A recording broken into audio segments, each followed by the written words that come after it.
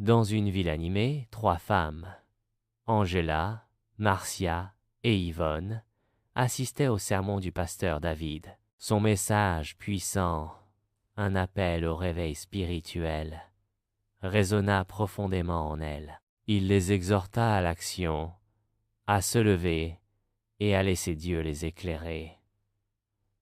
Le réveil ne viendra pas par des mots, mais par l'action, tonna le pasteur, citant Éphésiens 5, 14. Angela, les larmes aux yeux, promit de consacrer plus de temps à Dieu. Marcia, inspirée, décida de réorganiser sa vie surchargée. Yvonne, quant à elle, décida de prier pour son fils rebelle. Le changement commença par des petites gestes. Angela se levait plus tôt pour prier. Marcia annulait ses heures supplémentaires pour participer aux réunions de prière. Yvonne priait inlassablement pour son fils. Un soir, un miracle se produisit. Son fils rentra chez lui, en larmes, demandant de l'aide et exprimant le désir de changer. Ce fut un signe encourageant pour les 3 femmes, renforçant leur foi et leur détermination. Poussées par une nouvelle ferveur, elles entreprirent une sortie d'évangélisation dans les quartiers défavorisés de la ville.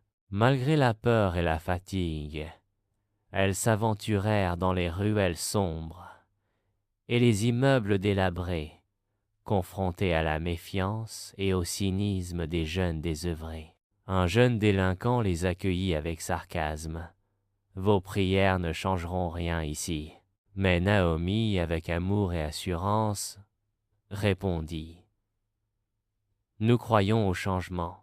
Dieu peut tout transformer. » Leur témoignage, empreint de compassion et de foi, toucha une femme connue pour sa dépendance à la drogue. Cette rencontre bouleversa les femmes, leur confirmant la puissance de leur action collective. Leur engagement initial, né d'un simple sermon, avait engendré un effet domino, transformant non seulement leur propre vie, mais aussi celle des autres. L'écho de leur action se propagea, semant l'espoir dans les quartiers les plus désespérés. Elles réalisèrent que le véritable réveil résidait non seulement dans la prière personnelle, mais aussi dans l'action concrète, la compassion et l'amour envers leurs prochains.